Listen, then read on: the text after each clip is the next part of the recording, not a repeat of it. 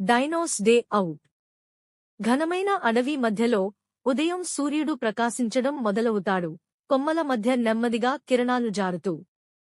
ఒక చిన్న ట్రైసెరాటాప్స్ ప్రశాంతమైన ప్రదేశంలో మెలకువ తెరిచి, తన చిన్న కాళ్లను చాపుతూ నిద్రలేచింది. అంతా కొత్తగా అనిపిస్తున్న ఆ చిన్న డైనోసార్ అడవిలో అడుగుపెట్టి గాల్లోని వాసనలు పీలుస్తూ, ఆ చెట్ల చుట్టూ సందడిగా తిరుగుతూ కనిపించింది. అడవిలో ప్రతి మూలా కొత్తదే, ఒక్కో చోట కనిపించే పూలను చూస్తూ, పత్రాలు తాకుతూ చక్కగా నడుస్తోంది. మరో ప్రదేశానికి చేరుకున్నప్పుడు ఒక చిన్న టెరాసార్ దొరికింది. రాయిపై కూర్చుని తన రెక్కలను చపటలు కొడుతూ స్నేహపూర్వకంగా అల్లరి చేస్తూ ఉంది. ఇద్దరూ మొదటిసారి కలుసుకున్నారు. తమ మధ్య కళ్లతో సంభాషణ చేస్తూ స్నేహితులయ్యారు. ఏడరపెంట్ టెరాసార్ గాలిలోకి ఎగిరిపోయింది. ట్రైసెరాటాప్స్ వెంటనే దానిని తరిమింది. వీరిద్దరూ దారిలో చెట్లు, రాళ్ల మధ్యన ఓలలాడుతూ, పెద్దగా అల్లరి చేస్తూ చల్లగా ఆడారు. దీని తర్వాత ఒక ప్రశాంతమైన కుంట వద్దకు చేరారు.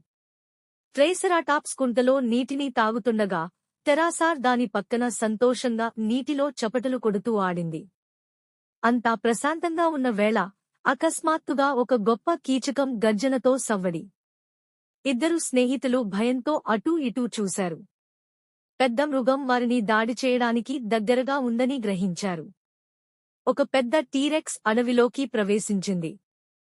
టెరాసార్ గాల్లో ఎగురుతూ, ట్రైసెరాటాప్స్ గట్టిగా పరుగులు తీస్తోంది. చెట్లు, రాళ్లను దాటుతూ పరిగెడుతూ టీరెక్స్ వేటను తప్పించుకునే ప్రయత్నం చేసింది.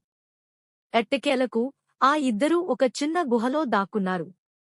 టీరెక్స్ వెళ్లిపోయేంత వరకు అక్కడే సురక్షితంగా ఉన్నారు. జంతువు వెళ్లిపోయిన తర్వాత అడవి మళ్లీ నిశ్శబ్దంగా మారింది. గుహలో ఇద్దరూ కలసి విశ్రాంతి తీసుకున్నారు. పరుగు, ఉత్కంఠ అన్నింటినీ మరిచి, ఒకరి పక్కన మరొకరు సేద తీరుతూ మెల్లగా నిద్రపోయారు. తదుపరి ఉదయం సూర్యోదయంతో మళ్లీ కొత్త రోజు ప్రారంభమైంది. స్నేహితులు సురక్షితంగా బయటకు వచ్చి కొత్త సాహసాలకు సిద్ధమయ్యారు.